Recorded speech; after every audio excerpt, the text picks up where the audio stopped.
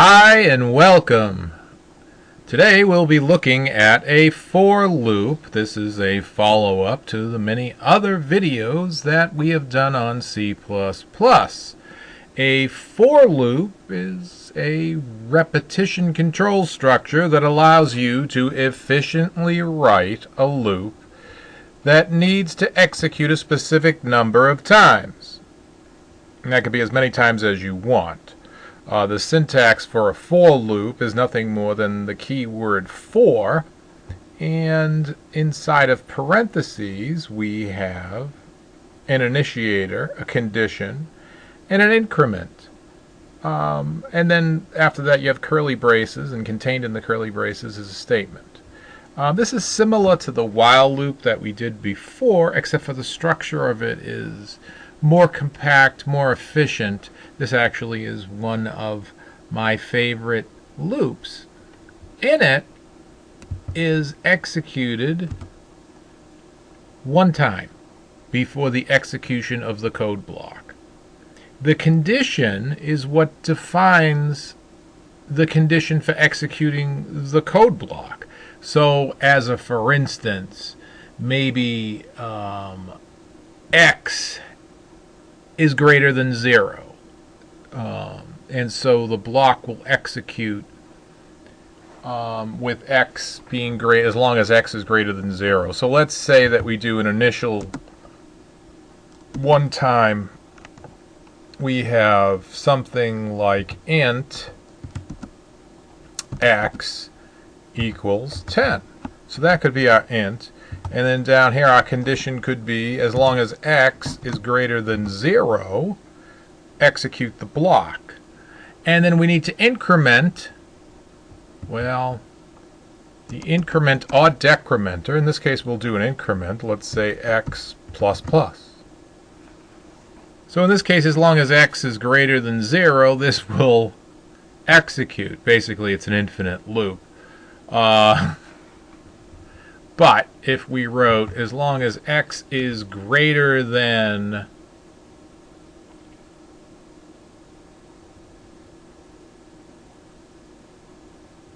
3, that changes it slightly, I suppose. Or what if it will execute as long as x is less than 13? Then it will not be an infinite loop, and it will execute 3 times.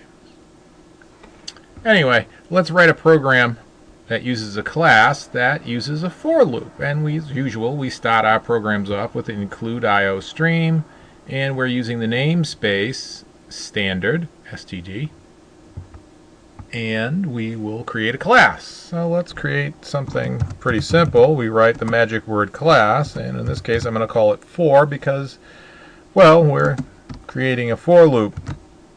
And so we have a curly brace that we put in, and then of course we put in the word public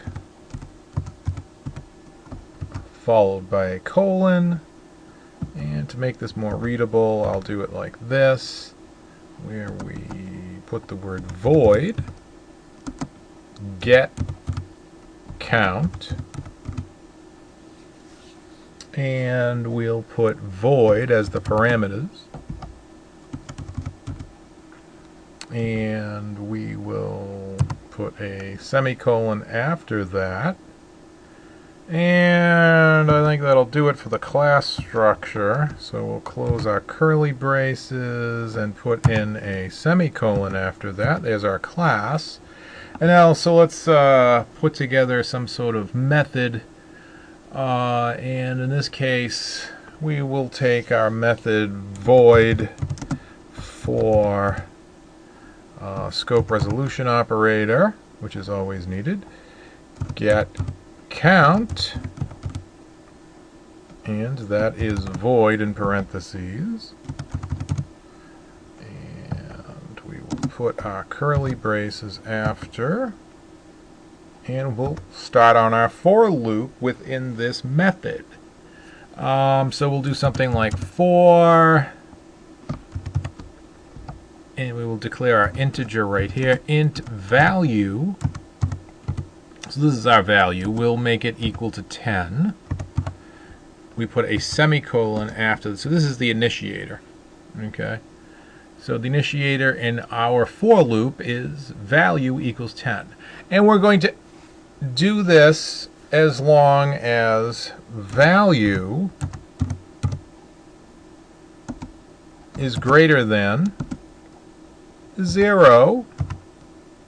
Now we're going to do something different. Now you saw I did an incrementer in the comments. In this one we're going to use a decrementer. So to use a decrementer we do minus minus value in this case.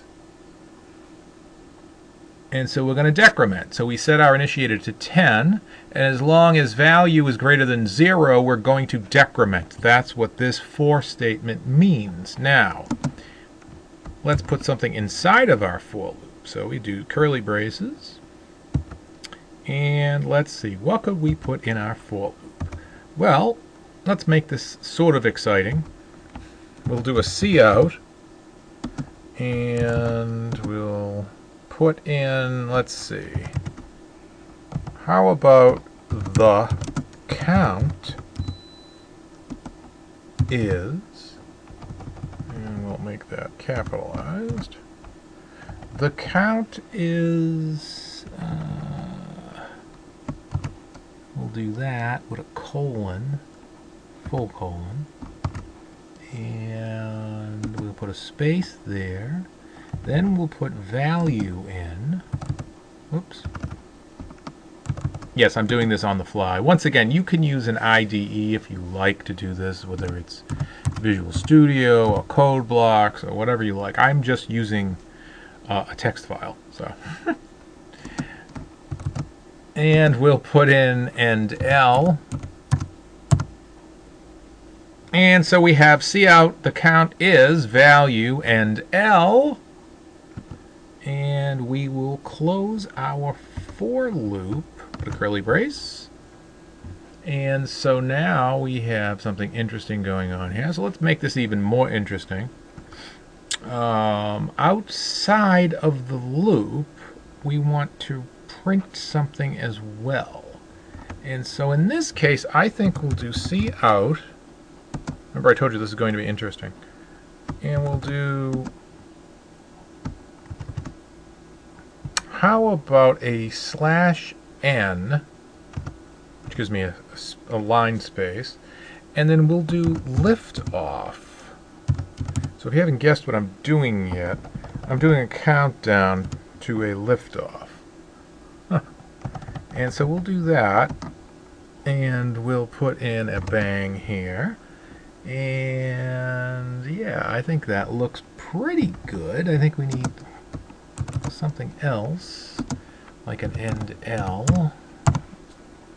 Yeah, alright, so that looks good. And we'll need to do what? We'll need to close the method. And to do that, we put another curly brace in. And we will now put main in. So we do int main. And we'll do that. Whoops, mistake there. That's better. And a curly brace, and we shall come down here. We're going to instantiate our object, and in this case it's for_f. And so we're going to use the f to create getCount. So it's going to reference getCount, which is our method that we created. And we need our method, so we're going to access it by doing f.getCount. Once again, if you're using an IDE, this will just show up for you, and you'll just choose it. In my case, I have to type everything out. And we will do a return 0 here, and we will close main, or driver, as I like to call main a driver. Now, let's look over our program to check for errors. Let's see, at the top we have include IOStream. We are using the namespace std. Class is called for, and public void get count void. This all looks correct. We've got our semicolons in place, and we close the class, semicolon. We declare a method, void for, yep, get count void. That is correct. Here's our for loop right here. For int value equals 10 semicolon. Value is greater than 0 semicolon. Minus minus value. So there's our for loop. Inside our for loop we have something to print out, which is the count. And so we will print the count. We'll iterate through the for loop until our value is what? Below 0. All right, as long as it's greater than 0, this will execute. In other words, it will print this out. Once we get to 0 or below, this is going to stop. And when that happens, we will print out cout liftoff. So that will happen here, and that looks correct. We have our semicolon at the end. In main, we're creating our object f. We're using f to get count and call it. So we're calling our method, or our function, if you will. We're returning 0, and that really is the whole program for this. So let's execute this now. And if we do that, we'll go, remember it's G++ minus 0 for 4.cpp if you are on a Linux system like I am. And that executed. And so to execute this, it is ./4, because that's the name of the executable we just created. And we can see, there it is. The count is 10, 9, 8, 7, 6, 5, 4, 3, 2, 1. Liftoff is printed out. So we have a simple program that we just wrote called for.cpp that is a countdown and a liftoff of something. Whatever spacecraft you would like to lift off.